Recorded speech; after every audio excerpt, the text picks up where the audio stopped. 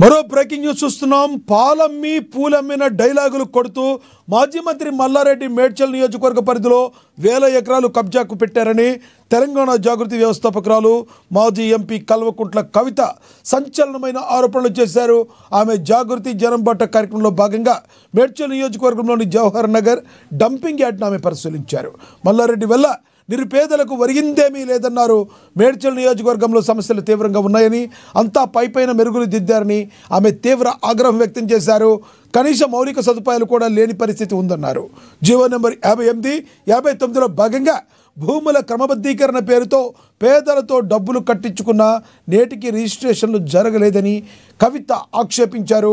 మాజీ మేయర్ పేదలతో డబ్బులు కట్టించుకున్నారని చెప్పాలన్నారు. మాజీ మేయర్ మల్లారెడ్డి కుటుంబ సభ్యులు భూములకు మాత్రం ఎలా రిజిస్ట్రేషన్ అయ్యాయో చెప్పాలన్నారు. ఈ విషయంపై తాను సుప్రీంకోర్టుకు వెళతానని హెచ్చరించారు కల్వకుంట్ల కవిత.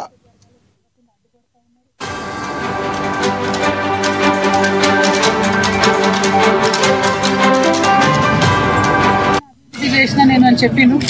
దాదాపుగా ఒక టర్మ్ ఆయన ఎమ్మెల్యే ఉండే, ఒక టర్మ్ ఎంపీగా ఉండే, ఇంకో టర్మ్ మంత్రిగా ఉండే. కానీ ఇప్పుడు ఎక్కడ చూసినా జవహర్ నగర్ కావచ్చు, మేము దమ్మాయి కూడా కావచ్చు, అన్ని ఏరియాస్ తిరుక్కుంటూ వస్తున్నాం. ఎక్కడ చూసినా మౌలికమైనటువంటి వసతులు, తాగునీరు కానీ, రోడ్లు కానీ, స్కూళ్లు కానీ, హాస్పిటళ్లు కానీ, ప్రతి ఒక్కదానికి ప్రజలు ఇబ్బంది పడుతున్నటువంటి పరిస్థితి. అన్నిటికన్నా దారుణం ఏంటంటే ఇంత పెద్ద మేడ్చల్, మొత్తం ఇండియాలోనే అతిపెద్ద ఎమ్మెల్యే కాన్స్టిట్యున్సీ అని చెప్పుకునే మేడ్చల్లో, హైదరాబాద్ కి కూతవేటి దూరంలో ఉన్న మేడ్చల్లో ప్రభుత్వ జూనియర్ కళాశాల కావచ్చు, ప్రభుత్వ డిగ్రీ కళాశాల కావచ్చు తక్కువనే. మొత్తం ప్రైవేట్ పరమైపోయింది. ప్రైవేట్ ఎడ్యుకేషన్ హబ్ గా మారిపోయింది.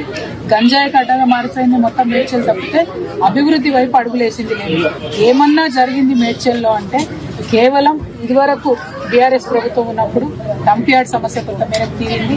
ఇప్పుడు కాంగ్రెస్ వచ్చినాక అది డబుల్ త్రిబుల్ అయింది, 2-3 గుట్టలు అయిపోయింది. అదేవిధంగా అంతకుముందు కొన్ని పెన్షన్స్ వచ్చినాయి, ఆ పెన్షన్స్ పెరగలేదు. అంతకు మించి మేడ్చల్లో నేను పూలమ్మినా, నేను పాలమ్మినా అని చెప్పే మల్లారెడ్డి గారు పూలమ్మడం పాలమ్మడంతో పాటు అనేక ఎకరాల భూమిని కబ్జా పెట్టింది. 2 రోడ్డు విస్తరణ ఏదైతే జరగాలో జరగకుండా అడ్డుపడతా ఉన్నారు. వారి కాలేజీలు, వారి యూనివర్సిటీలు తప్పితే ప్రజలేం బాగుపడ్డారని చూస్తే మాత్రం దారుణమైన పరిస్థితి. ఎందుకంటే గవర్నమెంట్ కట్టించిన డబుల్ బెడ్రూమ్ దగ్గరికి పోయొచ్చిన మేము పొద్దున 4000 మంది ఉన్నారు. 4000 మందికి 2-3 బస్సులు కూడా లేని పరిస్థితి. మరి మినిస్టర్ గా ఉండి, లేబర్ మినిస్టర్ గా ఉండి కనీస మానవ హక్కుల కోసం ఆలోచించాల్సింది, అది చేయలేదు. ఇప్పుడు జవహర్ నగర్ మొత్తం ఏరియా అంతా చూస్తున్నాం. అందరితో కూడా 58, 59 జీవో కింద పైసలు కట్టించుకున్నారు రిజిస్ట్రేషన్. ఎందుకోసం కాలేదు రిజిస్ట్రేషన్? ఎందుకైతే లేవు? ఎట్లా మేయర్ గారి కుటుంబ సభ్యులకు రిజిస్ట్రేషన్ అయిందని చెప్తా ఉన్నారు, మల్లారెడ్డి గారి కుటుంబ సభ్యులకు రిజిస్ట్రేషన్ అయిందని చెప్తున్నారు. వాళ్ళకి మాత్రం రిజిస్ట్రేషన్ అయ్యి సామాన్య ప్రజలకు ఎందుకు రిజిస్ట్రేషన్ కాదు? ఎవరు కాపాడుతున్నారు మల్లారెడ్డి గారిని? ఎవరు అండదండలు చూసుకొని రిజిస్ట్రేషన్ చేసేటోళ్ళు? మేము మాత్రం దీని మీద న్యాయ పోరాటం తప్పకుండా చేస్తాం. ఏదైతే 58, 59 కింద లక్షలాది రూపాయలు కట్టి పేద ప్రజలు వెయిట్ చేస్తున్నారో అవి రిజిస్ట్రేషన్ అయ్యేంత వరకు అవసరమైతే సుప్రీంకోర్టుగా దాకా కూడా తెలంగాణ జాగృతి పోతుంది, పోరాటం చేస్తుందని.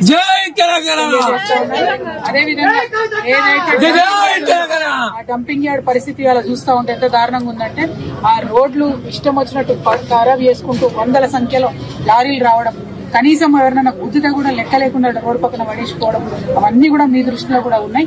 అటువంటి పరిస్థితుల నుంచి మారాలి. ఇవన్నీ పోని పక్కకు పెడదాం అనుకుంటే మిషన్ భగీరథ పైప్ లైన్లు ఉన్న చోట కూడా వారానికి ఒక్కసారి కూడా నీళ్ళు వస్తారు. మరి ఏంది ఇది? మున్సిపాలిటీ వాళ్ళు మంచినీళ్ళ ట్యాక్స్ కట్టించుకోండి అంటే కూడా కట్టించుకోకుండా రిజిస్ట్రేషన్ చేయలేదని చెప్తున్నారు. ఏంది ఇది? ఇంత సమన్వయం లేకుండా ఎట్లుంటారు? ఖచ్చితంగా మల్లారెడ్డి గారు శ్రద్ధ పెట్టాలి, ఈటల రాజేంద్ర గారు శ్రద్ధ పెట్టాలి. అందరికన్నా ఇంపార్టెంట్, ఇదివరకు ఇక్కడ ఎంపీగా ఉన్న ముఖ్యమంత్రి గారికి ఇక్కడ అణువణువున ఉన్నటువంటి సమస్యలన్నీ తెలుసు. వారు మేడ్చల్ జిల్లా ఖచ్చితంగా సపరేట్ గా టూర్ పెట్టుకోవాలి. పరిస్థితి బాగాలేదు, అధ్వానంగా ఉంది.